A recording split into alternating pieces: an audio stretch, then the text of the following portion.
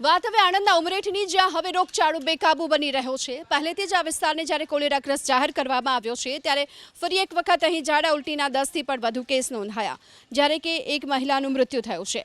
આ પહેલા ઉમરેઠના કેટલાક વિસ્તારોને કોલેરાગ્રસ્ત જાહેર કરાયા હતા। 380 દર્દી અહીં સારવાર હેઠળ છે અને સુરતમાં પણ રોગચાળાના કારણે 3 લોકોએ પોતાનો જીવ ગુમાવ્યો।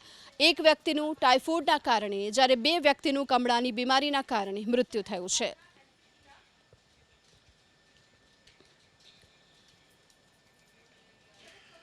વડોદરાના નિઝામપુરામાં 2.5 કરોડના ખર્ચે એક અતિથિ ગૃહ તો બનાવી દેવામાં આવ્યું, પરંતુ હાલ આ અતિથિ ગૃહ વિવાદમાં આવ્યું છે। હજુ તો લોકાર્પણ નથી થયું તે પહેલા દિવાલોમાં તિરાડો પડેલી જોવા મળી, છતમાંથી પાણી ટપકી રહ્યું છે। અતિથિ ગૃહનું કામ દિવ્ય શક્તિ કન્સ્ટ્રક્શનને સોંપાયું હતું। સમગ્ર મામલે જ્યારે એબીપી અસ્મિતાએ સવાલો પૂછ્યા તો દિવ્ય શક્તિ કન્સ્ટ્રક્શનના કોન્ટ્રાક્ટરે ચાલતી પકડી। આ તરફ વોર્ડ નંબર 1ના કોર્પોરેટર જહાં ભરવાડ અતિથિ ગૃહ પહોંચ્યા, તેમણે ભ્રષ્ટાચારનો આરોપ લગાવ્યો।